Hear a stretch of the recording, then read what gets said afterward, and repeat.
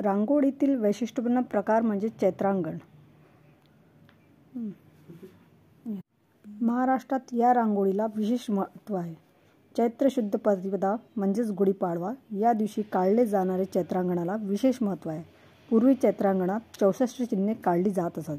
जाणून घेऊया चैत्रांगणाविषयी. भारतीय सौर राष्ट्रीय पंचांगाप्रमाणे हिंदू नववर्षाला आरंभ झाला आहे. शालिवाहन शके 1942 सुरू झाले असून यंदाचे सत्सवर शार्वरी आहे.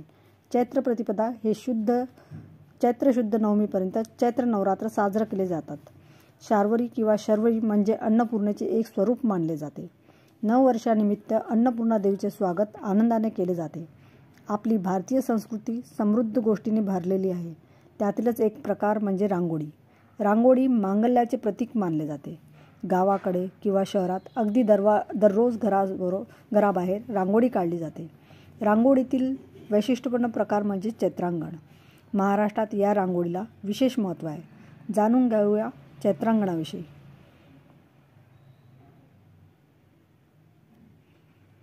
ब्रह्मदेवाने सृष्टी निर्माण केली त्या दिवसापासून नववर्ष साजरे केले जाते. या दिवशी दुर्गा देवी प्रकट झाली होती. श्रीरामाने वालीचा वध केला. त्याच्या अत्याचारातून प्रजाजन मुक्त झाले.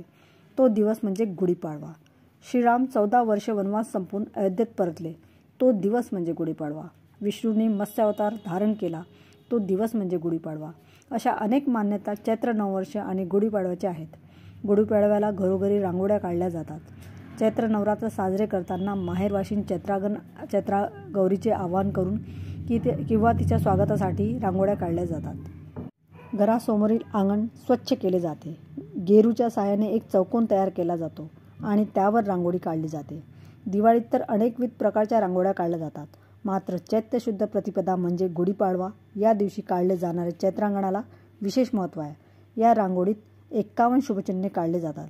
या चित्रामागे खास कारणे आहेत. निसर्गाप्रती कृतज्ञता व्यक्त करण्यासाठी चैत्रांगण काढले जाते. पूर्वी चैत्रांगणात 64 चिन्हे काढली जात असत. मात्र आता कालानुसार त्यात बदल होत गेले आहेत. रांगोळीच्या सर्वात वरच्या बाजूला आंब्याचे तोरण काढले जाते. त्यानंतर त्याखाली देवघर काढले जाते. या देवघरात काढण्यात आलेली 2 प्रतीके म्हणजे शिव पार्वती किंवा लक्ष्मीनारायण व चैत्रगौरीचे किंवा अनुराधा व स्वाती ही 2 सृजनाची नक्षत्र असल्याचे मानले जाते. गणपती आणि सरस्वती साकारली जाते. आपल्याकडे समृद्धीचे प्रतीके यात काढलेली दिसतात. हत्ती, घोडा, नागयुगल, गरुड अशी समृद्धीची प्रतीके चिन्हाच्या स्वरूपात काढली जातात.